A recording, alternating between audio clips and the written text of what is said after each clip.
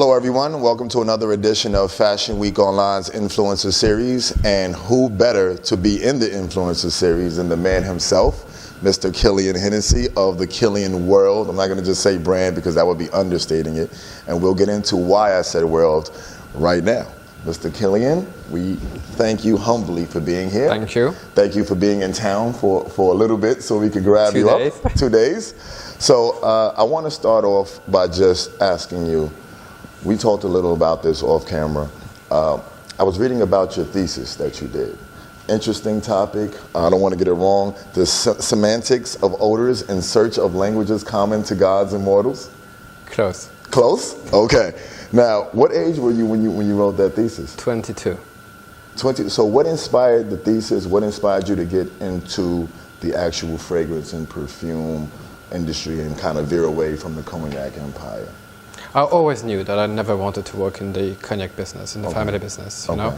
I always wanted to be able to wake up in the morning, look at myself in the mirror, and realize that what I built it with myself only, and not with the family name behind it, you know. So that I knew since day one. The question was which subject was going to be my subject. Right. And to be honest, I chose perfume a bit by chance. I was reading a lot of theses that had been written prior to me. And one of the subjects that kept coming back when talking about perfumes was the absence of common vocabulary amongst people to talk about a scent. And that led me to my thesis, with the subject you mentioned. And from there, I was, in order to understand what I would be writing about, I did a nose school in parallel with my 5th year in college.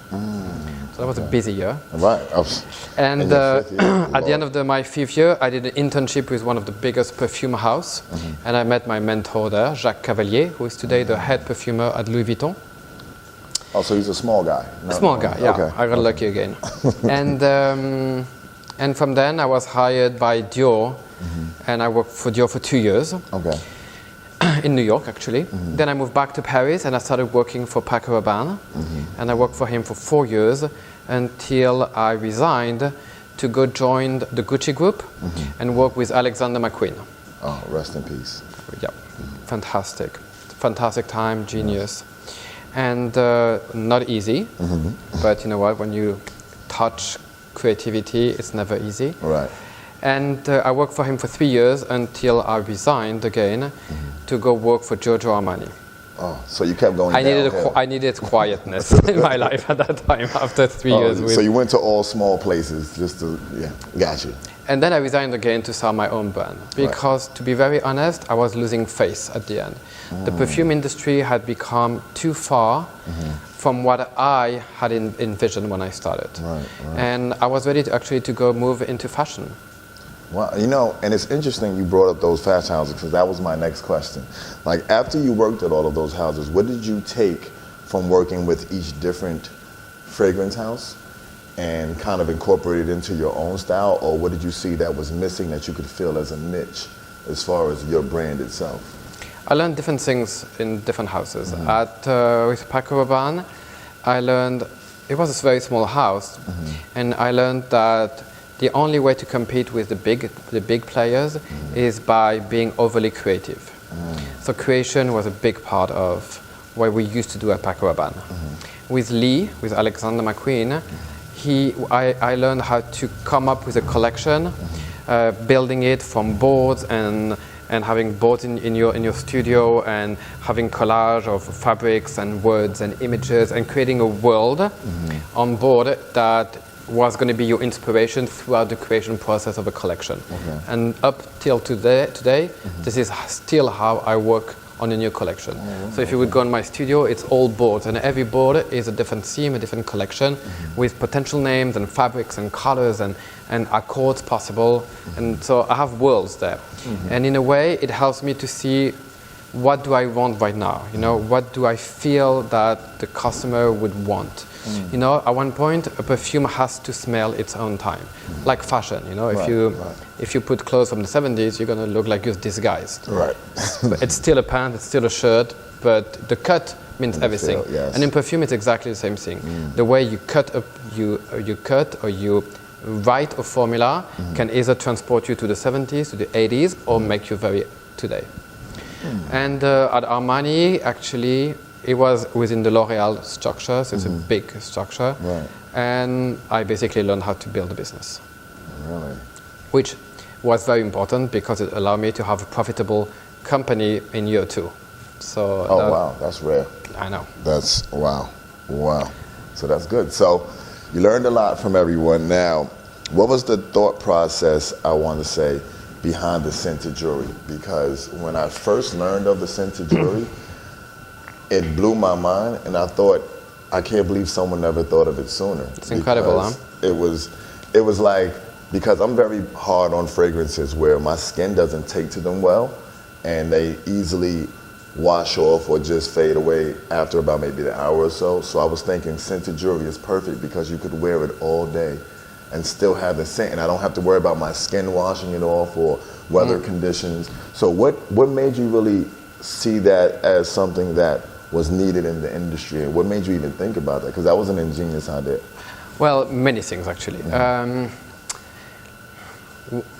Okay, let's take one by one in a way.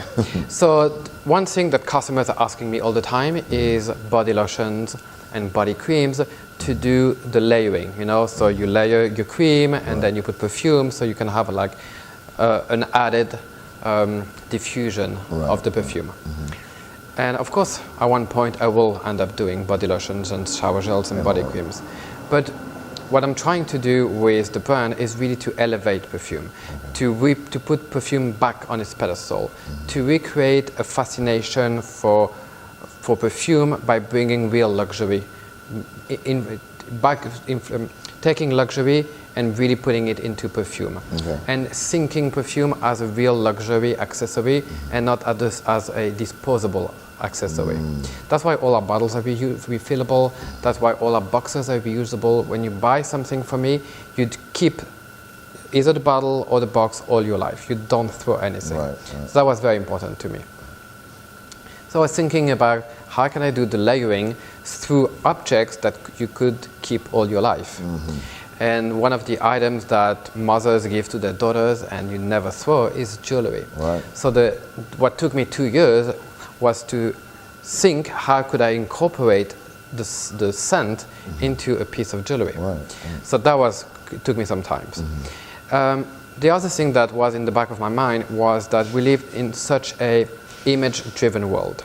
You know, we're all on Instagram, we're all on the iPhones. I mean, you take the subway, you go to a bar, everybody is on their phone. Actually, I feel like nobody talks to each other anymore. At all. That's another problem. So this is rare itself. It's true. And but you know what? We're all very image-driven, and we can swipe through one image per second. So we're like bombarded by images. And to build a brand in a world that is so bombarded by images, you realize that the brands that are being built together are either massive advertising media, which is obviously not my business model because I'm a niche luxury brand, or through celebrity endorsement. Now, the issue about perfume is that by essence, perfume is invisible. And we have a list of celebrities that is huge that are wearing our perfumes, but nobody knows it. So, you know, sometimes I make a joke with my wife and we swipe People magazine and, you know, they tell you what with accessory, with jewelry, with bag or pair of shoes the celebrity is wearing. But it never says, by the way, she's also wearing a perfume. No, it doesn't interest me because it's not visible. So creating scented jewelry was a way of making perfume visible, giving a face to an essence that, by essence, is invisible. Now, the thing that we have learned from our customers for the past year, because we've been doing now jewelry for 1 year, is, and honestly, it's something I didn't think about, but it's actually the most exciting about it, is that, you know, when you put perfume on yourself, it's a pleasure for the others, but it's rarely a pleasure for yourself because we don't smell our own perfume. Others tell you, you smell good. And you're like, really? Because you don't know. You don't smell your own perfume at one point. Very true. But when the women who are wearing scented jewelry, they get to enjoy their perfume all day long. When you wear it in a bracelet or you're wearing in a ring, each time they pick up their phone, they smell their perfume. In the earrings, each time they move their head, they get whiffs of their perfume. So the number one comment that we're having from our customers is that what's amazing is that they get to enjoy smelling their own perfume on themselves. They get to have the pleasure of smelling their own perfume. To me, that's ingenious. With Kilian Home and its moniker being, now correct me if I'm wrong, the moniker is perfume as art? Perfume as an art. As an art, right? So was that your train of thought with what you just said? Like you're trying to put it back onto the pedestal and get people to not just appreciate the scent, but how it's packaged, because I noticed the candles and the presentation that you did on the candles and the actual candle holder was something, excuse me, that people could keep. So with that, are there certain scents that you feel you would stay away from because they don't fit, let's say, the overall look of the brand or the look of the luxury and the art that you're trying to portray? Like, are there certain citruses that you may not use? Because I'm really interested in getting to, how you hone in on where you say, okay, this is the scent that represents me. Like, that's the scent. Is there any scents that you would stay away from? Like, that just are off the list no matter what you smell? So there's many possible response. Okay. One is that my customer actually is not interested in me giving them citrusy perfumes. Mm-hmm. I don't personally really enjoy wearing citrusy perfume. Sometimes in summer, during the day, I like to have something fresh. Right. But that's it. I tried 1 or 2 times to do a perfume that would be a bit more citrusy. Mm-hmm. My customer, that's not what they're expecting from me. Mm. They go to my brand for rich, dark, sexy scent. No, if they want citrusy, there's many brands that offer that world. Very true. They don't come to me for that. Very true. Now, the other thing, to be honest, is that there is a world of accords, a type of harmonies, if you want, that I'm staying very far from, because they sign, for me, the epitome of mass in perfumery. So all these very overly sugary perfume that you can smell sometimes, I try to stay, or I don't even try, I do stay very far from them. Because those are synthetic molecules that they pushed in overdose, and honestly you can put whatever you want underneath, it just covers everything. So it allows a lot of perfume houses to have a very strong, very powerful perfume at a very cheap price. And this is not who we are. Right. Our brand is about quality, richness, elegance, sensuality, not about offering impact for low price. I'm not mad at that. So now let's get into the Kilian world, like how I said earlier. The clutches that the perfumes come in with, and that's the good and evil. Is that the good and evil? Can you just take me through? I know you have different fragrances. You have Addiction, Good and Evil. Let me get all of them correct. So we have 5 collections. There you go, do it. We have 5 collections. The first one that we launched is called L'Œuvre Noire. Okay. So, which means the black artwork. Was that in 2007? That was correct. Okay. October 2007. And this collection is very much inspired by literature, poetry, but done in a modern way, because if you talk like you're in the 19th century, you look like a passé brand, and nobody wants to wear a grandmother or grandfather perfume. Right.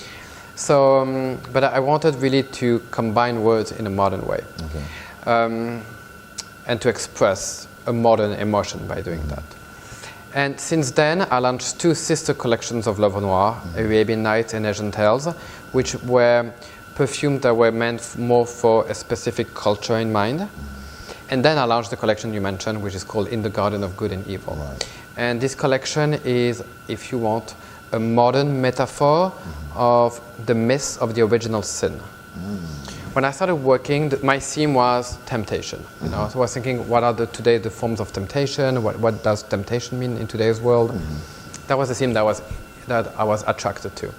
And I went back to all forms of temptation, and I ended up going to the original temptation, the biblical temptation. Right. And what was interesting about this theme is that, number one, everybody has the same images that come to their mind. We all think about Adam and Eve, obviously, but we think about the snake who tempted Eve. Right. We think about the forbidden fruit, the apple, the object of the temptation. We think about the sin of flesh, because it's supposed to be hopeful. I'm so happy that they disobeyed. Imagine what would be our life without it. You and I both. I'm sorry, you and I both. So, and what was interesting about this theme is that the object of the temptation being a forbidden fruit, I decided to build the entire collection on forbidden fruit perfumes. And that was interesting. And then, of course, the snake was too good not to play with. So I collect personally vintage cigarette boxes from the 1920s, 30s, which I think were absolutely gorgeous items that a man or woman could carry. Right. I don't smoke, but I love the object. I hear you. And I got inspired by those cigarette cases, and I put I designed a snake on top of a cigarette box, and it gave birth to the clutch. Oh, I mean, the clutches are amazing. Now, correct me if I'm wrong. They also are able to fit iPhones. Phones, lipstick, mascara, everything is meant so all the necessary items a woman goes out at night with could find their place in it. Also, it's a dual role right there. It can carry their perfume, and then they can use it Absolutely. for energy. Oh. You're amazing me right now. And we launched last year our latest collection called Addictive State of Mind, which is a collection built on addictions.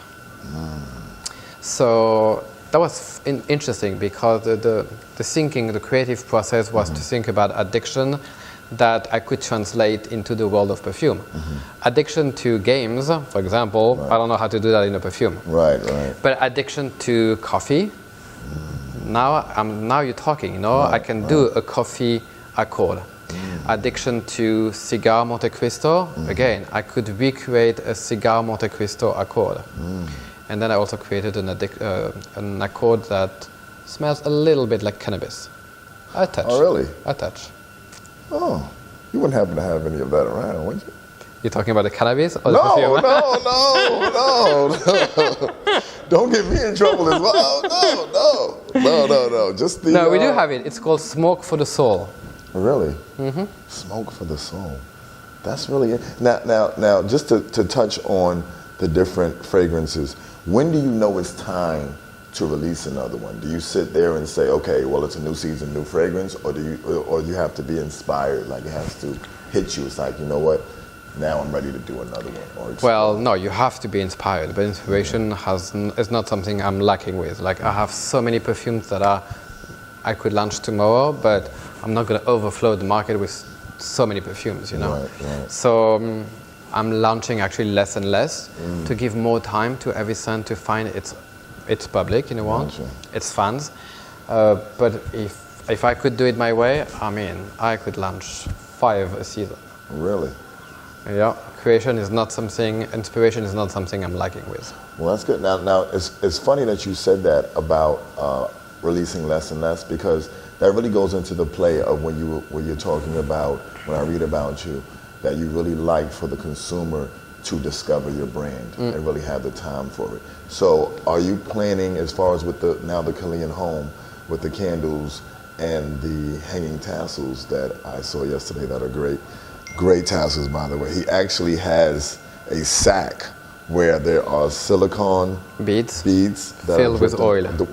And they last 2 years. 2 years. I paid attention yesterday.